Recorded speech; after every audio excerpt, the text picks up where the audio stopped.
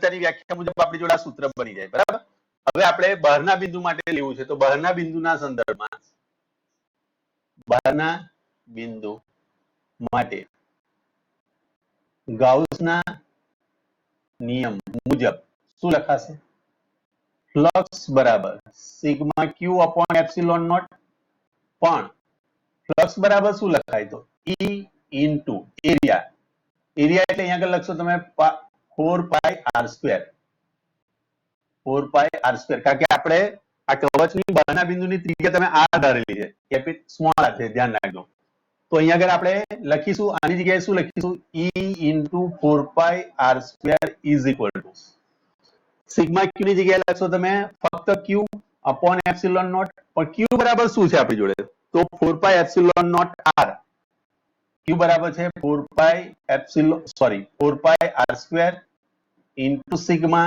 Upon epsilon naught 4 pi તમારે cancel થાય therefore E is equal to capital R square upon small r square into sigma upon epsilon naught આ એક સૂત્ર બને બીજું આનું સૂત્ર એ પણ બનાવી શકો છો તમે E બરાબર R square upon small r square into 1 upon epsilon naught into sigma બરાબર તમે લખી શકો છો Q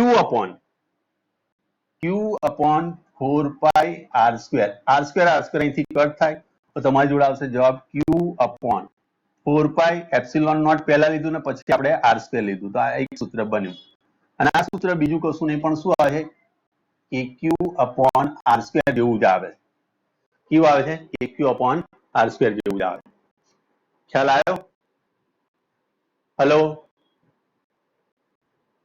Q અપોન આર એટલે એનો મતલબ શું થયો કે અહીંયા આગળથી તમારું અંતર અહીંયા આગળથી કેન્દ્રથી ગણ્યું એનો મતલબ એવો થયો કે અહીંયા આગળ સમગ્ર વિદ્યુતભાર આ જે પુરુષ પર વિતરિત થયેલો છે એ સમગ્ર વિદ્યુતભાર જાણે એના કેન્દ્રમાં આવેલો એવું ગણ્યું કે આપણે અંતર ક્યાંથી લીધું ને કેન્દ્રથી અંતર લીધું અહીંથી આ બિંદુએ લખો તો પણ એનું અંતર આપણે અહીંયાથી લઈશું આ બિંદુએ લો તો પણ એનું અંતર આ જગ્યાએ લઈશું હા એની સપાટી પર આવી જાવ ત્યારે તમે અંતર આર લોશો પણ સપાટીથી સહેજ જ બહાર જશો તો એનું અંતર તમારે કેન્દ્રથી ગણવાનું હોય અને જો કેન્દ્રથી અંતર આપણે ગણતા હોય તો એટલા માટે આપણે કહીએ કે એનો સમગ્ર વિદ્યુતભાર જાણે એના કેન્દ્રમાં કેન્દ્રિત થયેલો હોય એ રીતે ગણીએ છીએ બીજું જો આ વિદ્યુતભાર પ્લસ હશે તો ક્ષેત્ર બહારની તરફ હશે જો ક્ષેત્ર આ પૃષ્ઠ ઉપરનો વિદ્યુતભાર નેગેટિવ હોય તો આ ક્ષેત્ર અંદરની તરફ હોય બરાબર નીચેના પેરેગ્રાફમાં તમને આ વસ્તુ આપી છે અહીંયા આગળ એ બંને વસ્તુ તમારે અંડરલાઈન કરવાની છે મેં અંડરલાઈન કરીને બતાવેલી છે આ બે વસ્તુ જુઓ ખ્યાલ આવ્યો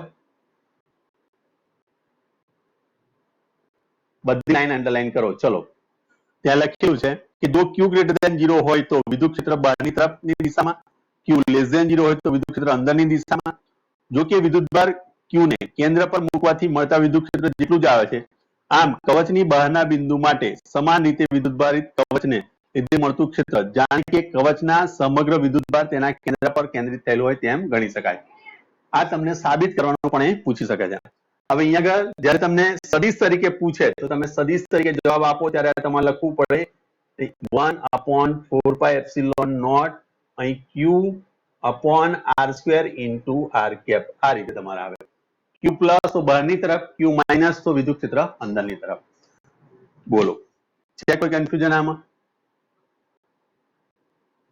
કોઈ ડાઉટ બે લાઈનો અંડરલાઈન કરવાની છે ખાસ આના પરથી તમને પ્રશ્ન પૂછી શકે છે આના પરથી તમને આગળ જતા JEE નીટમાં પણ સવાલ આના બેઝ પર મળી શકશે ધ્યાન રાખજો આ બંને લાઈનો મેં જે છેલ્લી 4 લાઈન છે મેં અંડરલાઈન કરેલી છે દેખાય તમને માનવ માનસી પરિના રિયાઝ આ દરેકે આ અંડરલાઈન કરવાની છે અને આર કેપ સાની બતાવી મેં દિશાની બતાવી છેલ્લે લાસ્ટમાં આર કેપ એ દિશા બતાવે છે બરાબર એનું મૂલ્ય ખાલી આટલું છે મૂલ્યનો દ્રષ્ટિકોણ આવે દિશા સહિત આવે બોલો કોઈ ડાઉટ કોઈ કન્ફ્યુઝન આમાં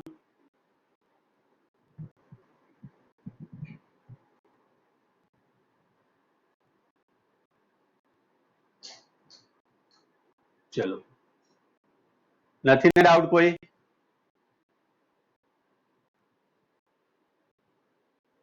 જો આવતીકાલે આપણે શું કરીશું 30 મિનિટ થાય ને 30 મિનિટ જેવું થાય ને 30 મિનિટ પછી બધા આઉટ થઈ જવાનું બરાબર અને પછી અંદર આવી જવાનું બરાબર એટલે આપણને પેલી 45 મિનિટ વાળો પીરિયડ નડે નહીં 30 મિનિટ આપણે એ કરી દઈશું બરાબર ક્લિયર 30 મિનિટ થાય એટલે મને યાદ કરાવી દેવાનું કે સર અહીંથી કટ કરી દો આપણે ફરી યાદ થઈ એટલે ફરી યાદ થઈ જવાનું આપણે પેલું 45 મિનિટમાં શું થાય, છેલ્લી 45 મિનિટમાં આવે ને એ વખતે ફરી પાછી આપણે જોઈન થવામાં ટાઈમ જતો રહે, બરાબર?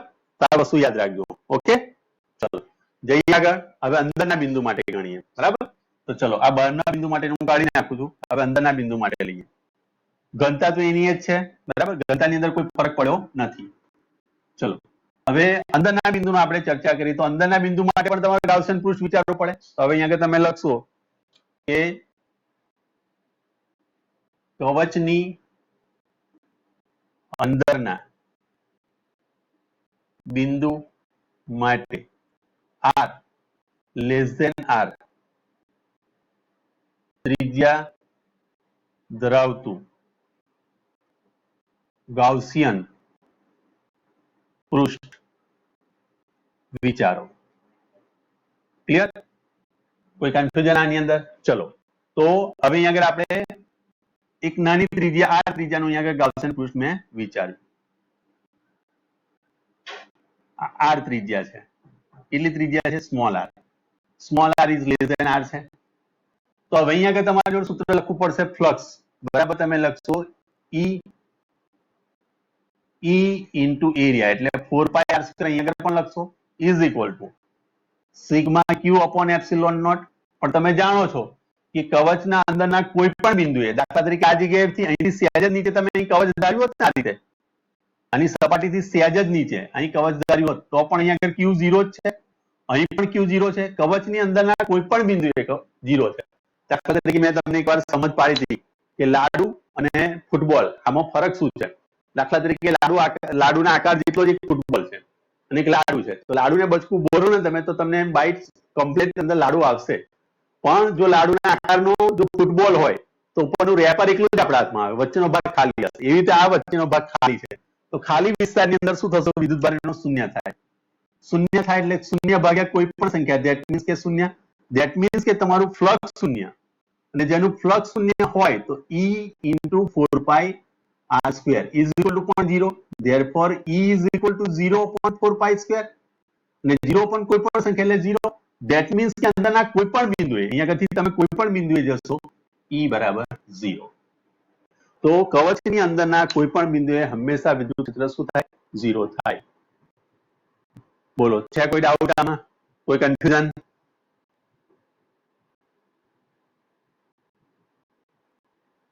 ઓકે, ચલો સરસ.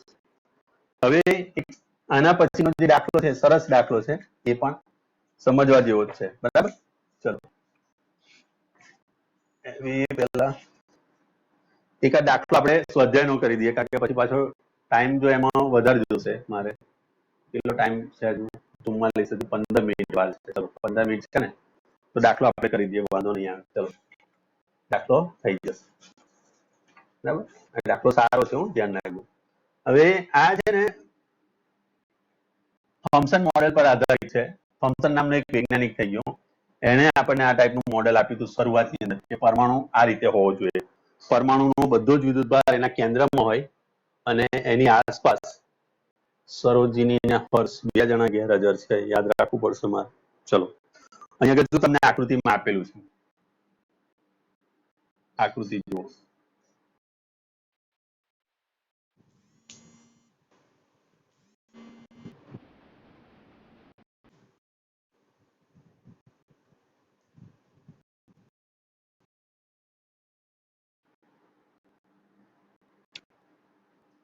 ચલો અહીં ધ્યાન આપજો.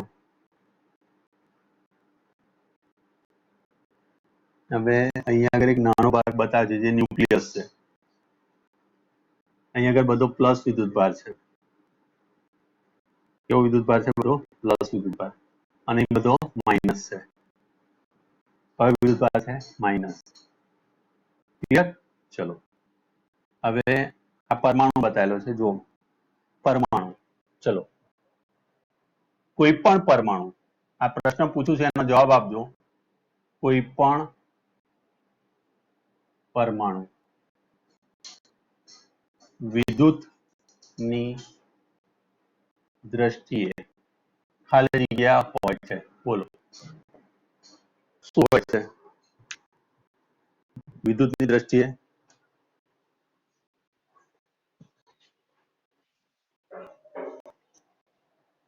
તટસ્થ ને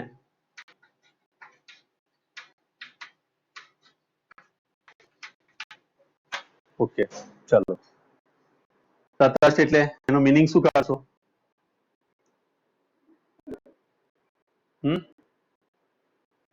તટસ્થ નું મીનિંગ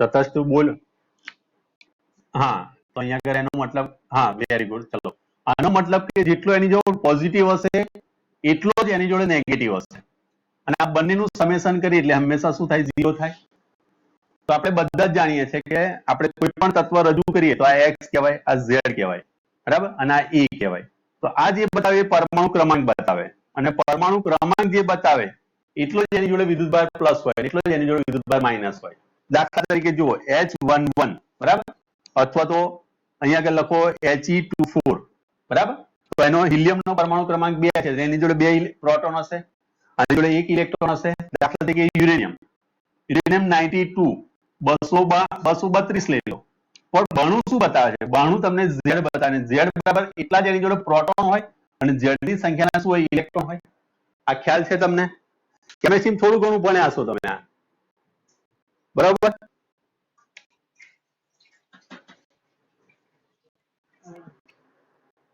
ઓકે તો ચલો હવે આપણે અહીંયા આગળ જોઈએ તો આનો મતલબ એ થયો કે અહીંયા આગળ જેટલા એની જોડે પ્લસ વિદ્યુતભાર હશે બરાબર એટલા જ એની જોડે માઇનસ વિદ્યુતભાર હશે કોઈ ડાઉટ એમાં તો જ એ તટસ્થ થાય ઓકે ચલો તો અહીંયા આગળ આપણે એવું લખીએ કે ભાઈ આના બરાબર ઝેડ ઈ બરાબર પ્લસ ઝેડ ઈ પ્લસ અહીંયા આગળ ઝેડ ઈ આ કોની માટે પ્રોટોન આ પ્રોટોન માટે છે અને ઇલેક્ટ્રોન માટે છે ઇઝ ઇક્વલ ટુ 0 થાય ઓકે ટોટલ કેટલું થવું જોઈએ 0 થવું જોઈએ પણ તમે યાદ કરો કે જ્યારે આ રીતનું આપેલું હોય પરમાણુ એક કદ છે આ કદ છે અને એની ત્રિજ્યા દાખલા તરીકે અહીંયા આગળ તમને આપેલી છે r ત્રિજ્યા ધરાવતો આ ગોળો છે એવું વિચારો આ r ત્રિજ્યા છે તો આનું કદ શું થાય કદ શું લખાશે 4/3 પાઈ r³ થાય યાદ કરી લોજો ઘન ગોળો છે 3 ડાયમેન્શન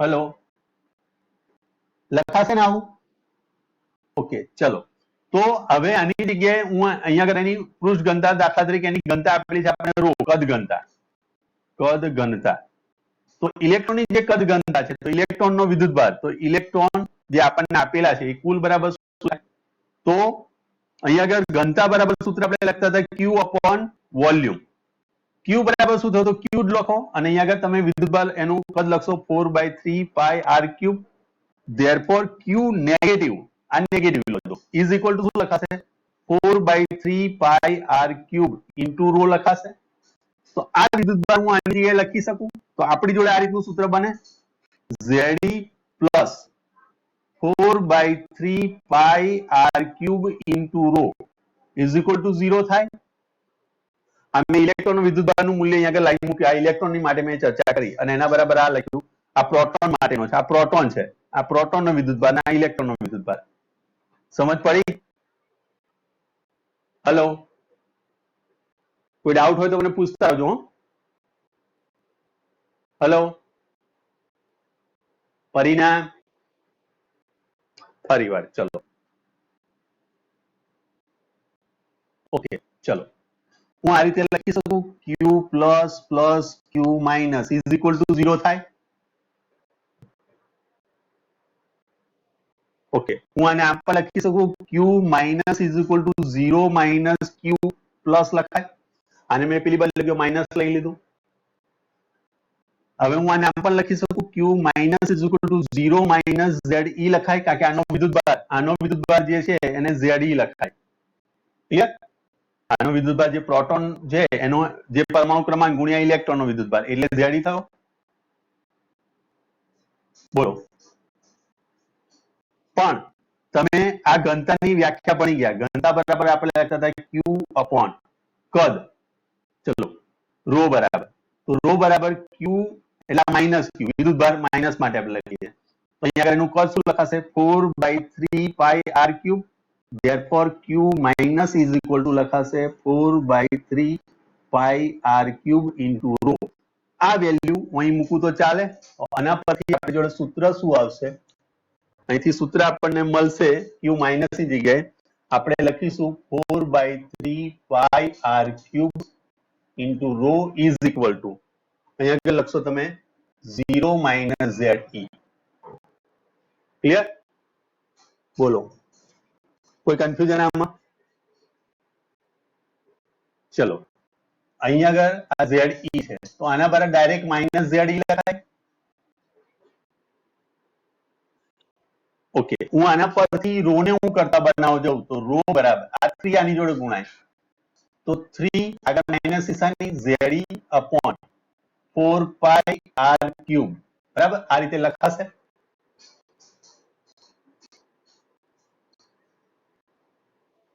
ઓકે, ચલો, આટલા સૂત્રમાં કોઈને સમજ ના પડી હોય, કોઈને સેટ પણ ખ્યાલ ના હોય, આ ઇક્વેશન આપણી જોડે 1 છે અને મેન સૂત્ર થયું, આના પરથી મારે આગળ દાખલો ગણવાનો છે, માટે મહેરબાની કરીને જો સમજ ના પડે તો મને પૂછી જુઓ. આપણે બોર્ડમાં ટોપ કરવાનું છે, મારે 100 માંથી 100 માર્ક તમારી જોડે જોઈએ છે, માટે આ બધી વસ્તુ વિચારજો. મેં અલગ રીતે પણ તમને સમજાવ્યું. અહીં આગળ ZE પ્લસ ZE માઇનસ બરાબર 0, પછી ZE પ્લસ આ બાજુ ગયું અને અહીં આગળ માઇનસ ZE થયું. ચોપડી પ્રમાણે કરશું તો પણ સાચું, ના પ્રમાણે કરશું તો પણ સાચું. આમાં કોઈ પણ જગ્યાએ તમને ડાઉટ હોવો જોઈએ નહીં. માનસી, પરીના, નિધિ, મૈત્રી, કોઈને કોઈ પણ ડાઉટ? હેલો? ઓકે, ચલો, વેરી ગુડ. તો તમે હોશિયાર છો, તમે બધા હોશિયાર છો બરાબર, અને મને તમારી પર ગર્વ થાય એવું રિઝલ્ટ લાવજો. ચલો, આ બધી વસ્તુ મેં કાઢી નાખી. હવે આપણી જોડે હવે મેન વસ્તુ છે. હવે શું કહે છે જુઓ, અહીંયા આગળ રકમ જુઓ ફરી વાર બરાબર. જુઓ, પરમાણુ માટે પ્રારંભમાં મોડેલમાં ZE પ્લસ ZE વિદ્યુતભાર ધરાવતું ધન વિદ્યુતભારિત બિંદુવત ન્યુક્લિયસ એની આસપાસ આ ત્રિજ્યાની નિયમિત ઘનતાના ઋણ વિદ્યુતભાર વડે કરેલું છે. સમગ્રપણે તટસ્થ પરમાણુ તટસ્થ છે.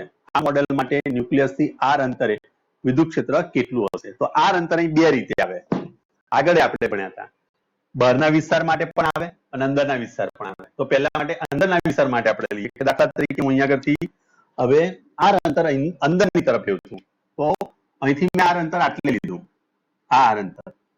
તો આ અંતરે મારે ગાઉસિયન પૃષ્ઠ વિચારવી પડે? બોલો, હા કે ના? આ જે બતાવીએ મેં ગાઉસિયન પૃષ્ઠ થઈ, ગાઉસિયન પૃષ્ઠ હું કોની માટે શોધું છું? તો ચલો, પરમાણુમાં અંદરના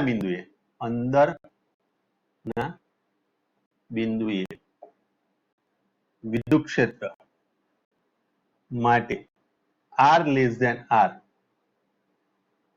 ત્રિજ્યાનું ગાઉસિયન પૃષ્ઠ વિચારો. ચલો, ક્લિયર? આટલી વસ્તુ વિચારી લીધું. અને બહારનું જયારે શોધીશ ત્યારે હું બહાર માટે વિચારીશ. તો બે દાખલા અહીંયા થાય એની અંદર. પહેલો દાખલો અંદરની તરફ શોધવાનો છે, બીજો બહારની તરફ. બરાબર? પહેલો તો બહારની તરફ બી શોધી શકો છો. જો બહારની તરફ અહીંયા આગળ મેં ત્રીજી અહીંયા દોરી હોત તો આનો જવાબ હંમેશા 0 આવતો. કારણ કે એનો કુલ વિદ્યુતભાર શું છે? કુલ વિદ્યુતની દ્રષ્ટિએ તટસ્થ છે. પણ હવે તમે વિચારો કે જ્યારે તમે અંદરનું તમે પૃષ્ઠ લો છો તો હવે અહીંયા આગળ વિદ્યુતભાર તટસ્થ રહેતો નથી. દાખલા તરીકે હું તમને એમ કહું કે આ તટસ્થ ક્યારે હોય કે દાખલા તરીકે અંદર પણ 100 વિદ્યુતભાર હતા, 100 પ્લસ હતા, અને અહીંયા આગળ બહાર 100 માઇનસ હતા. તો જ્યારે હું બહારથી જોઉં ત્યારે ટોટલ અસર શૂન્ય થઈ જાય, એ વખતે તટસ્થ થઈ જાય. પણ જ્યારે હું આટલો ભાગ કાપી નાખું તો આટલો વિદ્યુતભાર કપાઈ ગયો. ક્લિયર? તો મારે કુલ વિદ્યુતભાર મેળવવો શું કરવું પડે? આ બંનેનો તફાવત મેળવવો પડે. હેલો? ક્લિયર? જ્યારે તમે બહારની તરફથી વિચારશો તો વિદ્યુતભાર શૂન્ય થઈ જાય, પણ હવે તમે અંદરની તરફથી વિચાર્યો તો એ વિદ્યુતભાર મેળવવા માટે આપણે શું કરવું પડશે? તો આ ZE માંથી આની અંદરથી તમારે આની અંદર ઘેરેલો વિદ્યુતભાર તમારે બાદ કરવો પડે. સમજ પડી? તો અહીંયા તમે લખશો કે ગાઉસિયન પૃષ્ઠ વિચારો, ને તેમાં હવે જો દાખલા તરીકે એ વિદ્યુતભાર પ્લસ આવે તો વિદ્યુત ક્ષેત્ર બહારની તરફ લંબ દિશામાં બહારની તરફ આવશે. એનું પરિણામી વિદ્યુતભાર જો પ્લસ આવે તો વિદ્યુત ક્ષેત્ર બહારની તરફ આવે. પરિણામી વિદ્યુત ક્ષેત્ર જો નેગેટિવ આવે તો એ અંદરની તરફ આવે. આ બે કન્ડિશન આવે. અહીંયા તમે વિચાર કહી શકશો કે જો ચોખ્ખો વિદ્યુતભાર ચોખ્ખો વિદ્યુતભાર. ચોખ્ખો વિદ્યુતભાર એટલે ખબર પડે ને, દાખલા તરીકે અહીંયા આગળ 60 નેગેટિવ છે, બરાબર, ક્લિયર, અને અહીંયા આગળ 100 છે, તો આ બંનેનો ડિફરન્સ કરશો 40 પ્લસ આવશે, તો પ્લસ વિદ્યુતભાર જ આવવાનો. પણ કોઈ સંજોગ એવો થઈ જાય કે અંદરનું વિદ્યુત ક્ષેત્ર કરતા બહારનું વિદ્યુતભાર વધી ગયો, માની લો કે નેગેટિવ હોય, તો વિદ્યુત ક્ષેત્ર અંદરની તરફ આવશે, બરાબર. આ કિસ્સામાં થવાનું નથી, તો જસ્ટ મેં તમને એક સમજૂતી આપી, બરાબર. ચોખ્ખો વિદ્યુતભાર પોઝિટિવ હોય તો વિદ્યુત ક્ષેત્ર પૃષ્ઠને લંબ બહારની તરફ, આ ભણી ગયા આપણે, યાદ છે ને, અને નેગેટિવ હોય તો વિદ્યુત ક્ષેત્ર પૃષ્ઠની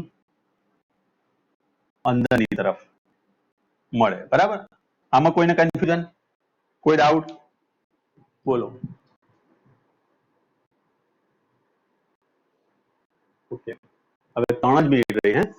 ચલો કઈ નહીં, 2-3 મિનિટ આપણે ભણી લઈએ, સમજી લઈએ.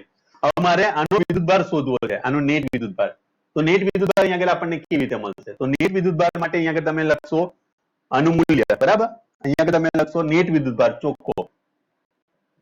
ચોખ્ખો વિદ્યુતભાર Q બરાબર ZE પ્લસ તમે કરશો અહીંયા આગળ આ R ત્રિજ્યાના ગોળાકારની અંદર સમાયેલો એ વિદ્યુતભાર, બરાબર. તો એ કેવી રીતે આવશે? અહીંયા આગળ આ R ત્રિજ્યામાં સમાયેલ નેગેટિવ વિદ્યુતભાર. આ ધ્યાન રાખજો, આ શબ્દ જે મેં લખ્યો એનો, તો અહીંયા આગળ જુઓ Q બરાબર ZE એટલે પ્લસ આ જે એની અંદર નહોતો એ, હવે પ્લસ આ ત્રિજ્યાનો કેટલો લખાય? તો તમને યાદ હશે કે રો બરાબર, અથવા તો તમે લખશો Q બરાબર, શું લખી શકો તમે? રો ઇન્ટુ 4/3 પાઈ r ક્યુબ લખી શકો. આની અંદર સમાયેલો વિદ્યુતભાર, આ ગાઉસિયન પૃષ્ઠમાં સમાયેલો વિદ્યુતભાર જે છે એ હું આ રીતે લખી શકું, બરાબર, કારણ કે એની ત્રિજ્યા આપણે r લેવાની છે, તો Q વિદ્યુતભાર આપણને અહીંયા આ રીતે મળશે. તો અહીંયા તમે લખશો પ્લસ રો ઇન્ટુ 4/3 પાઈ r ક્યુબ. આ સૂત્ર મેં લખ્યું, એમાં સમજ પડી? કોઈ ડાઉટ આમાં? આ ZE વાળો પ્લસ વાળો વિદ્યુતભાર અંદર હતો જ, આ બહારની આ પૃષ્ઠનો વિદ્યુતભાર મારે શોધવો હોય તો એની ત્રિજ્યા આ છે, માટેનું આ કદ થયું, કદ ગુણ્યા ઘનતા કરો એટલે તમને વિદ્યુતભાર મળે. હેલો, આ નેગેટિવ, Q નેગેટિવ, ખ્યાલ આવ્યો? કે નથી ખ્યાલ આવ્યો? ફરીના